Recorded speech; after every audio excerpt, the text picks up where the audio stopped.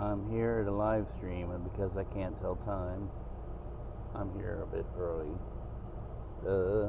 It's 11:30 Mass, not 11 o'clock Mass.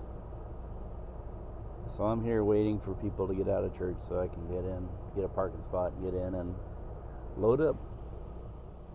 Maybe I'll learn how to tell time. So I can see it's officially the end of the Christmas season because all the poinsettias that were in the church are being given away. They're coming out of the church now. So that means today we bring our Christmas lights down. There's a guy there with poinsettias. So we guessed that right. Wow. The live stream was kind of a disaster today. It was going fine. I had everything hooked up the way it should work, the way it should, and everything. And then all of a sudden, I was noticing that a new network appeared, Netgear. And I'm not sure if I just never noticed it before and it's just a coincidence or what, but it seemed like there was some very powerful interference that hit, like something was turned on close by. So I'm suspecting I know who it is, actually, although I didn't mention it to Father.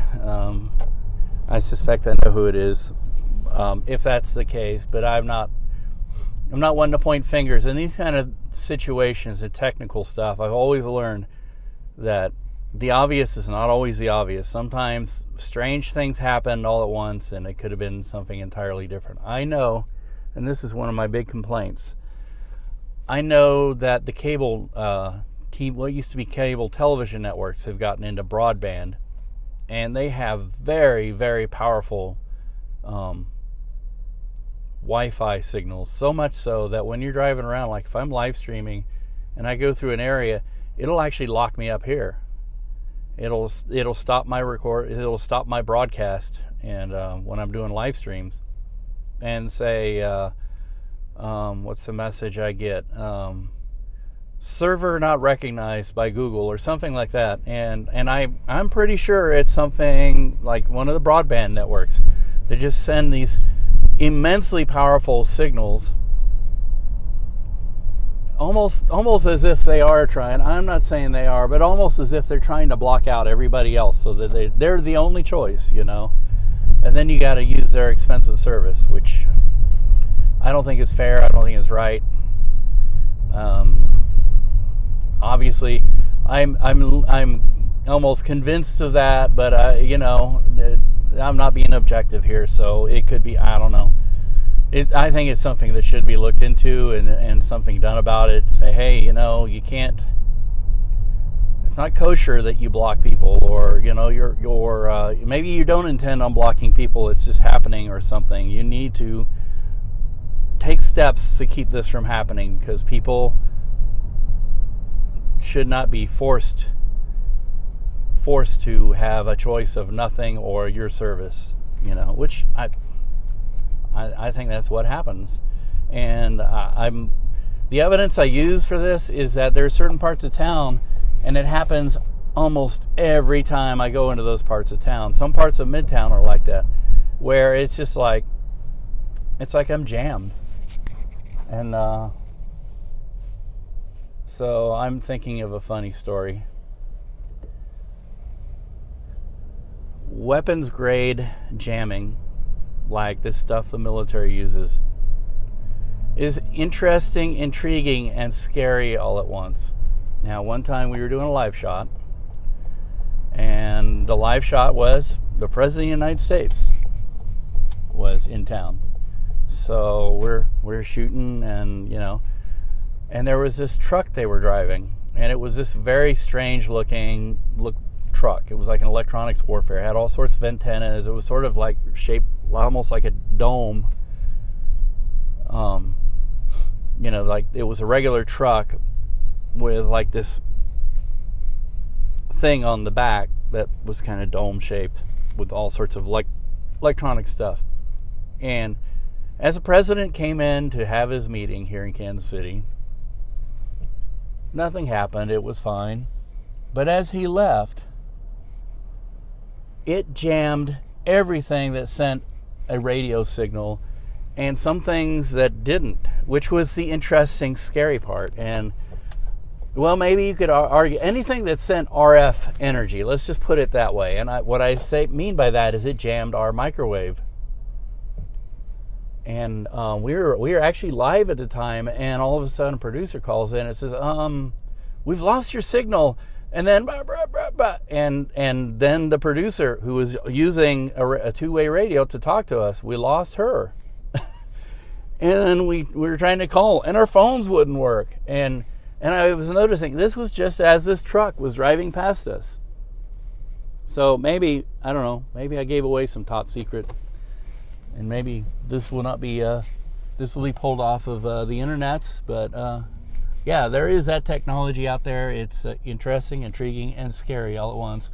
I don't think it's any real secret because, to be honest with you, so many people have experienced it and talked about it that how do you keep that a secret? The only thing you can keep a secret is maybe how it really works. And I'm sure that some of America's more sophisticated enemies have this technology as well. And quite a few of our friends, because I'm sure we gave it to our friends. But anyway, so I've obviously come to duck out and have some coffee.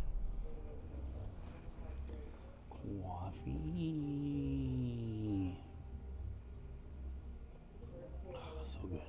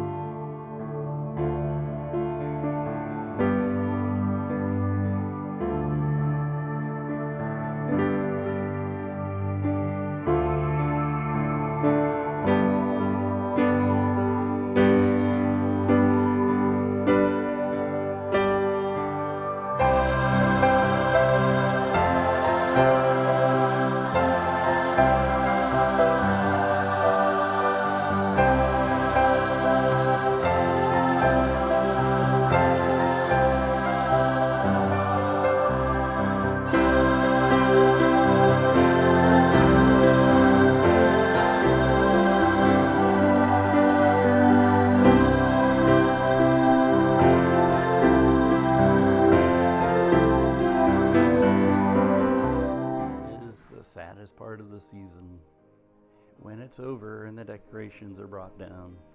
Ooh. Some people do this the day after Christmas or even Christmas Day. But actually, you're supposed to do this, baptism of the Lord, which is today.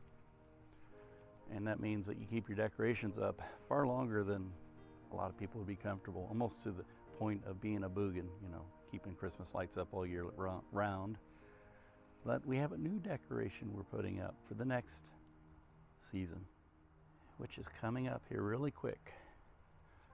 Martin Luther King Day. And we kind of decided we're gonna maybe do window displays centered around this little sign, and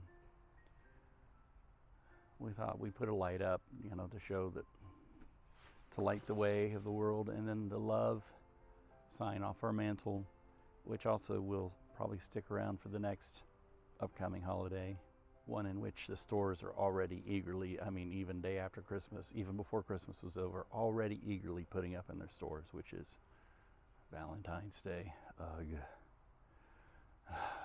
So anyway, this may not be finished. We might come up with some other creative, meaningful ideas or whatever if it's working. But I did like the window display idea. I think little creativity can go a long ways.